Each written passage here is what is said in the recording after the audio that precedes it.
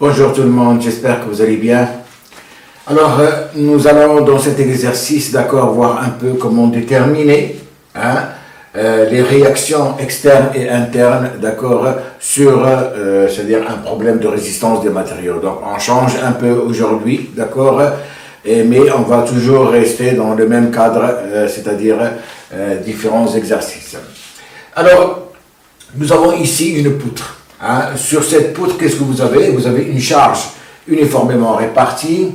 Nous avons c'est-à-dire une force P qui s'applique sur la poutre également, et nous avons deux appuis. Voilà ce qu'il y a comme c'est-à-dire charge sur cette poutre. Alors bien sûr, la charge, elle est sur 6 mètres. La distance de C à D, où nous avons, c'est-à-dire la charge P, elle fait 2 mètres, et entre P et B, vous avez une distance de 2 mètres.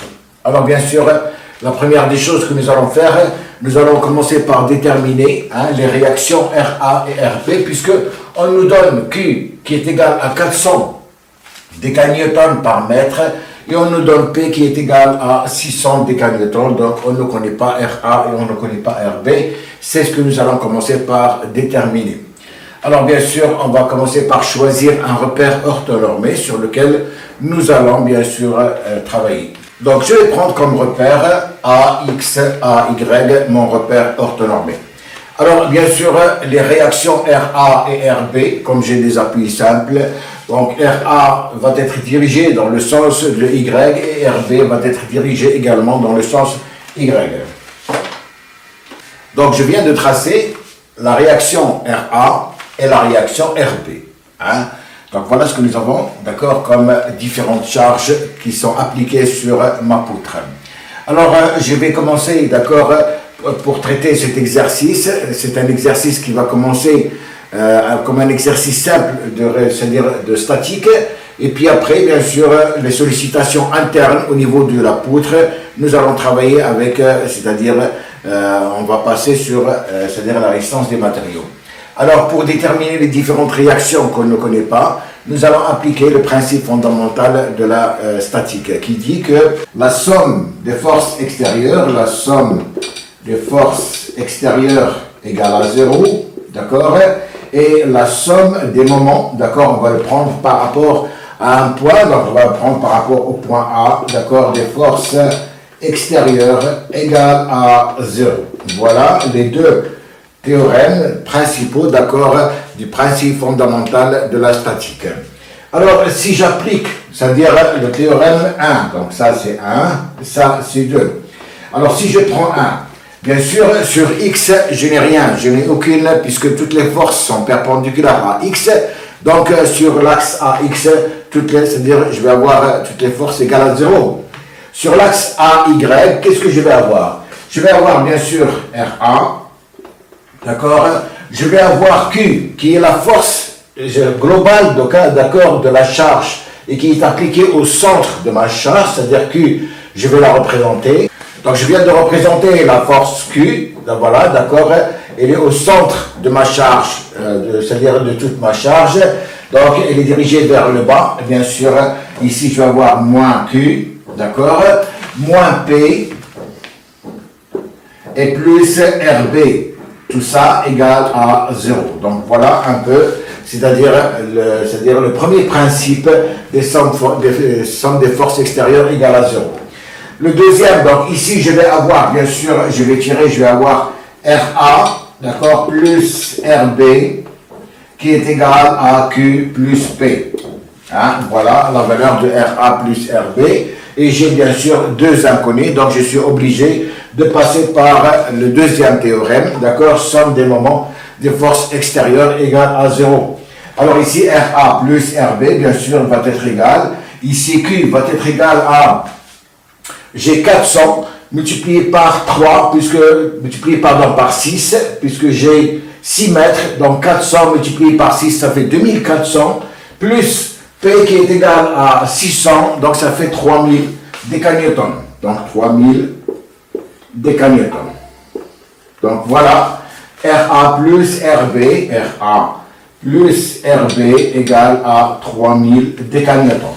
Bon, je vais maintenant, c'est-à-dire calculer, d'accord, le deuxième théorème, la somme des moments des forces extérieures égale à 0, je vais le prendre par rapport à A. Si je le prends par rapport à A, ça veut dire que RA, il est égal à 0. Q, puisque je prends un sens, c'est-à-dire le sens de rotation positif, il est comme ça. Q, donc elle tourne dans le sens contraire par rapport à A, donc je vais avoir moins Q, multiplié par 3, puisque la distance de là jusqu'à A, elle fait 3 mètres. Et j'ai bien sûr, c'est-à-dire la force P également, elle tourne dans le sens contraire, moins P, d'accord, que multiplie ma distance qui est de 8. Et j'ai la force RB qui tourne dans le sens positif, donc plus RB, d'accord, que multiplie 10, 6 plus 4, ça fait 10, égale à 0. Voilà le deuxième théorème. Donc je sors RB égale, d'accord, à 3Q, donc 3 multiplié par Q, plus 8 multiplié par P, d'accord, le tout divisé par 10, et je vais trouver une valeur égale à 1200 décanewtons. Donc voilà la valeur de RB que je viens de trouver, elle est égale à 1200 décanewtons. Et bien sûr, de là, je vais pouvoir déterminer, d'accord, la valeur de RA, puisque maintenant je connais RB, ça veut dire que RA va être égal, donc je vais mettre RA, qui va être égal à 3000 moins 1200 égale à 1800. Voilà la valeur, d'accord, 1800 décanewtons, voilà la valeur de RA. Donc voilà, nous venons de déterminer, d'accord, les réactions RA et RB, donc avec les deux, c'est-à-dire avec le principe fondamental de la statique, c'est-à-dire les deux théorèmes, la somme des forces extérieures égale à 0 et la somme des moments des forces extérieures égale à 0. Et on vient de trouver, donc RA égale à 1800 décanewtons et RB égale à 1200 décanewtons. Bien. Alors maintenant, nous allons, c'est-à-dire déterminer un peu les contraintes intérieures de la poutre, interne à la poutre. C'est-à-dire que nous allons déterminer le moment fléchissant, nous allons déterminer l'effort normal et l'effort tranchant. Donc je viens de mettre à côté RA égale à 1800 décanewtons, RB égale à 1200 décanewtons. Bien. Alors, comment est-ce que nous allons faire, bien sûr, pour déterminer les différentes, c'est-à-dire ce qu'on appelle par MNT, ou si vous voulez, le moment fléchissant, l'effort normal et l'effort tranchant dans chaque région. Alors, nous allons commencer, bien sûr, par déterminer les zones de coupe que nous allons effectuer. Ici, on remarque que nous avons 3 zones, c'est-à-dire que nous allons faire une coupe à ce niveau-là, que j'appelle la zone 1. Je vais faire une coupe à ce niveau-là, d'accord, que j'appelle 2, et je vais faire une coupe à ce niveau-là que j'appelle la zone 3. C'est-à-dire que les 3 zones, je vais avoir, si j'appelle, c'est-à-dire X, c'est la variable avec laquelle je vais travailler, donc je vais avoir X qui va appartenir à la zone 0, 6, d'accord, c'est cette zone-là de 0 à 6 mètres. Et je vais avoir X, d'accord, qui va appartenir à la zone de 6 à 8, et je vais avoir X qui va appartenir, d'accord, à la zone 8, 10. Donc voilà un peu les 3 zones dans lesquelles je vais, c'est-à-dire, comment dirais-je, déterminer les différentes contraintes internes. Alors si je regarde la zone X entre 0 et 6, c'est-à-dire de là jusque là, qu'est-ce que j'ai? Alors, j'ai bien sûr tout simplement l'effort Q, c'est tout ce que j'ai. Je n'ai rien puisque je vais regarder, c'est-à-dire tout ce qui se trouve à gauche de la zone de coupe que je vais faire. Donc, ça veut dire que si je reprends, c'est-à-dire ma structure, donc ici j'ai, voilà, je fais une coupe ici, d'accord? Si je fais une coupe ici, qu'est-ce que j'ai? J'ai le poids, j'ai Q, qui va se situer à une certaine distance. Bien sûr, ici la coupe c'est X, voilà, de là jusque là, j'ai X, voilà 0, et voilà la valeur X, d'accord, de la première zone, voilà ça ce sont mes charges.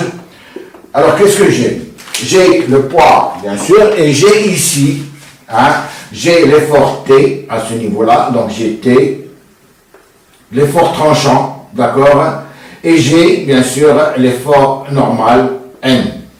Voilà les efforts que j'ai, les contraintes internes que j'ai. Et j'ai bien sûr le moment fléchissant MF.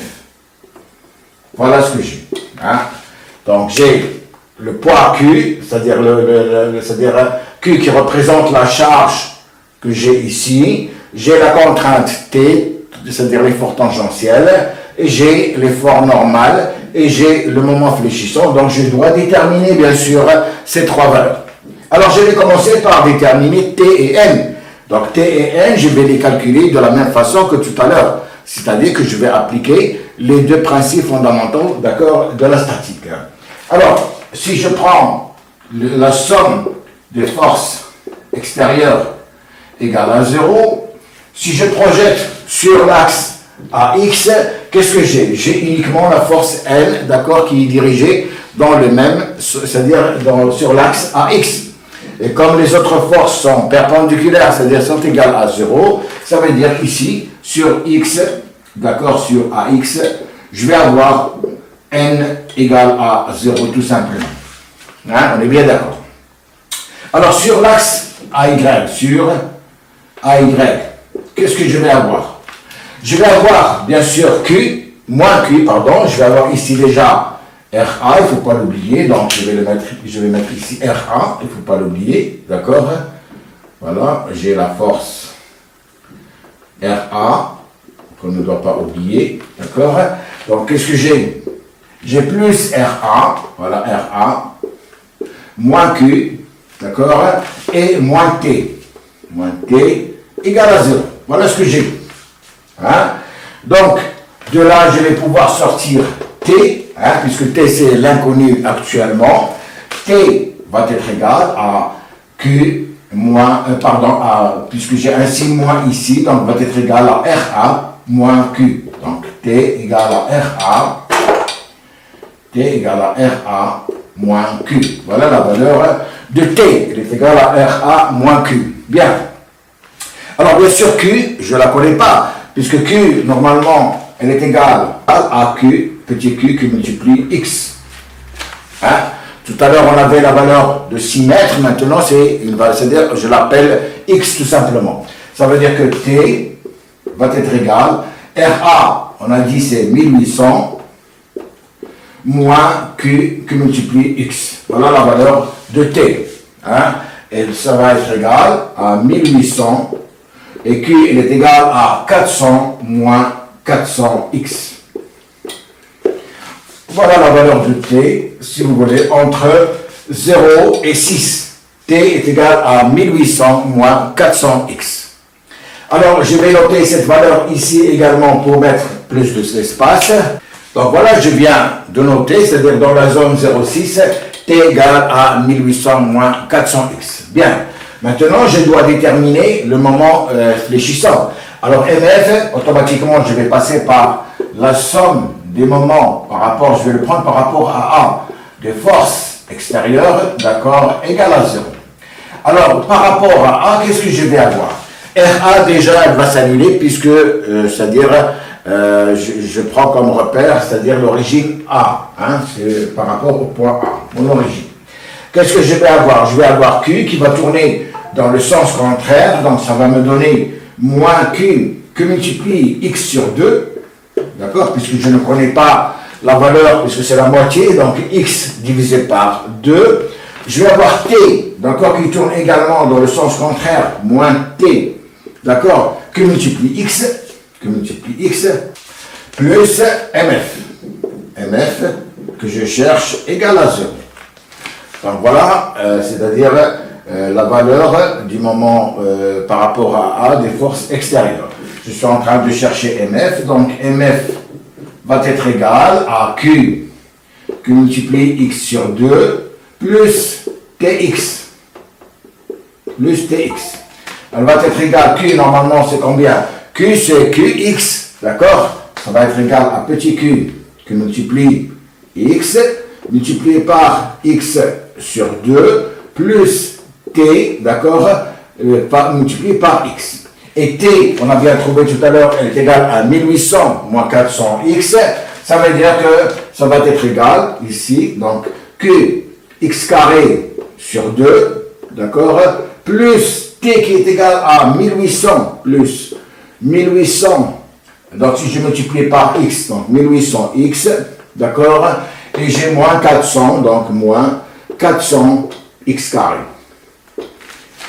Hein, voilà ce que je vais trouver, d'accord, comme valeur de MF. Alors si je développe tout ça, je vais trouver MF, d'accord, qui va être égal à donc 1800x, d'accord, moins 200x carré. Voilà la valeur de MF. C'est bon? Donc je vais noter cette valeur également ici. Je viens de trouver MF qui est égal à 1800x moins 200x carré. Donc je vais faire la même chose, donc je vais passer à la zone numéro 2 et je vais prendre toutes les forces, d'accord, qui se trouvent à gauche de la zone numéro 2 et je vais, c'est-à-dire procéder de la même façon pour déterminer T et déterminer le moment fléchissant.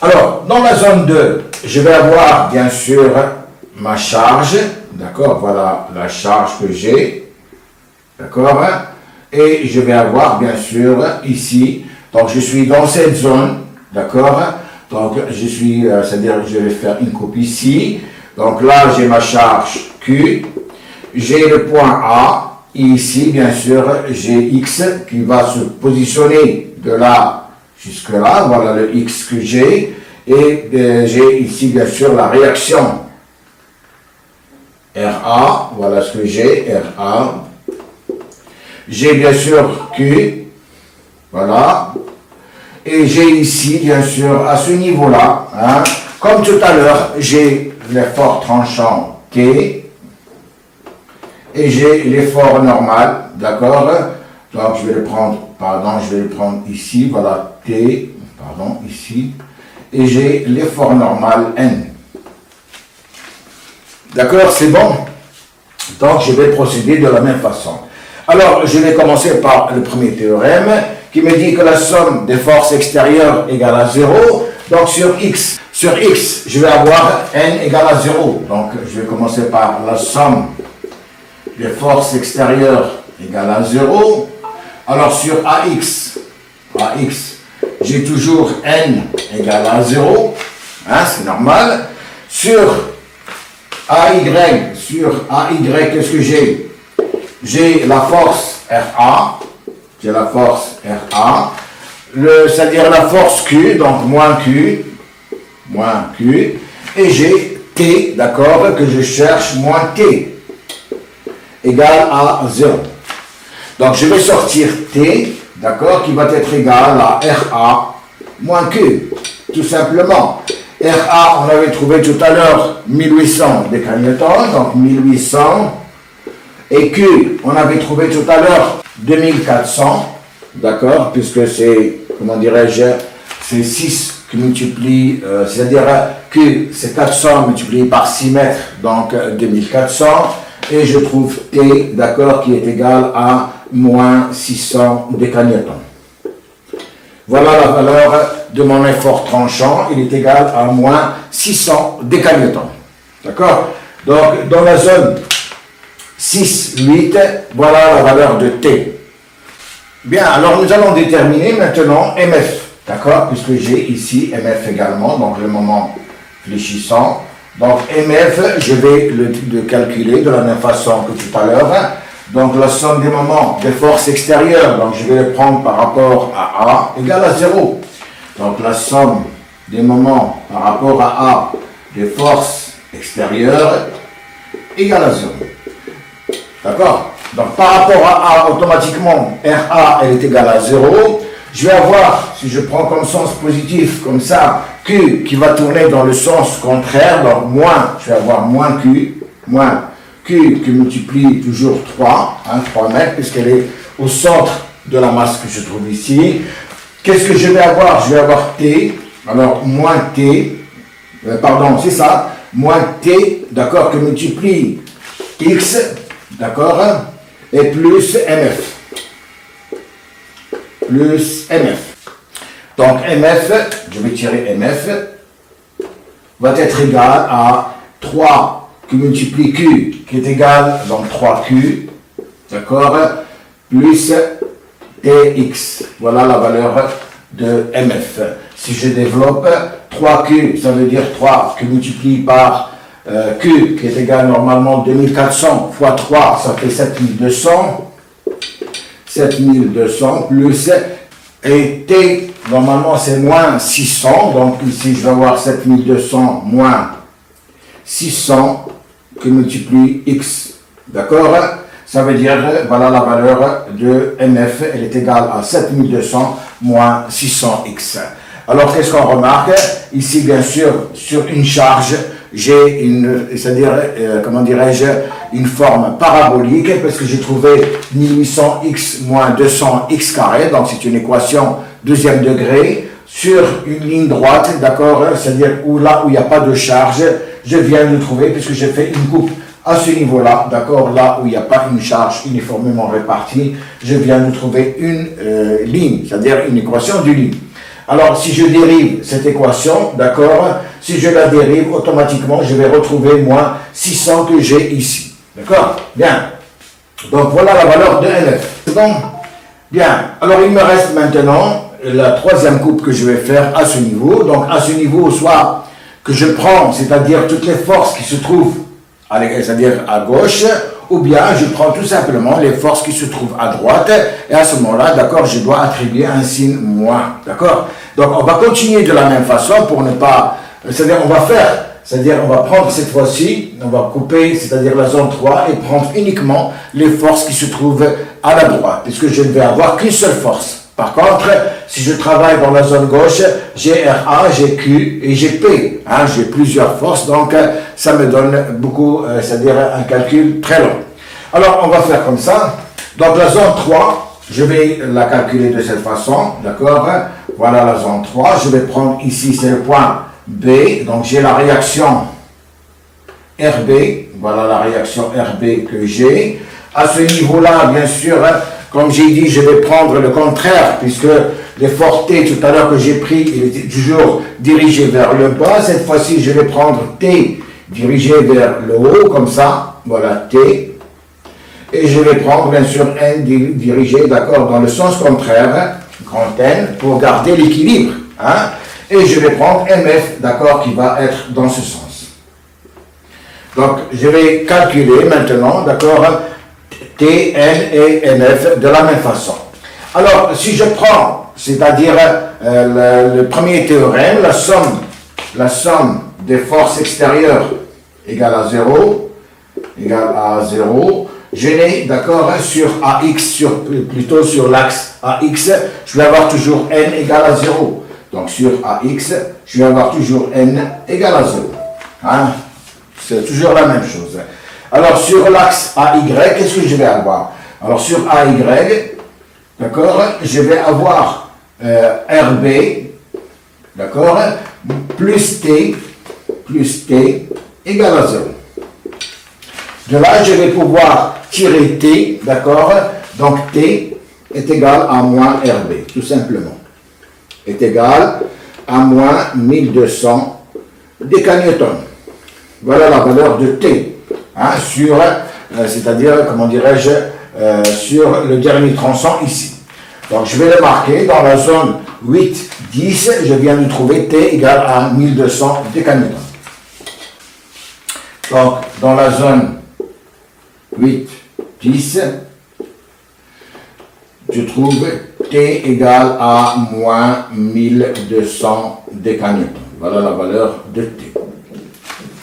Donc, je vais calculer MF. Alors, si j'applique la somme des moments, je vais le prendre par rapport au point B, des forces extérieures égales à 0. Qu'est-ce que je vais avoir? J'ai avoir moins MF, puisque le sens positif il est comme ça, donc je vais avoir moins MF. Hein? T, il tourne dans le sens négatif également, moins T.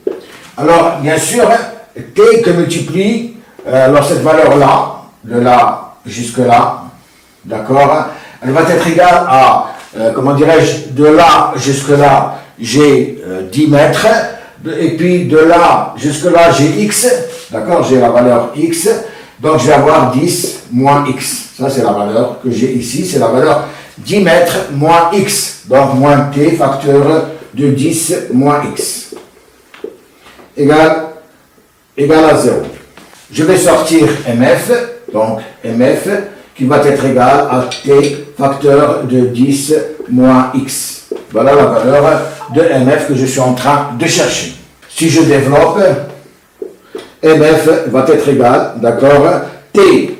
Hein, on a trouvé t égal à moins 1200, donc ici, moins 1200, facteur de 10 moins x. 10 moins x. Si je développe, ça veut dire que ça va être égal, donc je vais noter carrément mf ici, hein, comme ça, on va la garder directement. Donc ici, je vais la noter. Ça veut dire que mf, d'accord, mf que si je développe est égal à 1200 fois 10, ça fait 12 000, d'accord, moins 1200 x. Voilà la valeur, d'accord, de mf, elle est égale à 12 000 moins 1200 x. Voilà, donc on vient de faire cet exercice très simple, hein, pour c'est-à-dire voir un peu les différentes contraintes à l'intérieur d'une poutre, avec les charges bien sûr qui s'exercent sur la poutre. Donc voilà, je vous remercie, je vous demande de vous abonner à la chaîne, de mettre un like, et on se verra pour une prochaine vidéo. D'ici là, je vous remercie, à la prochaine.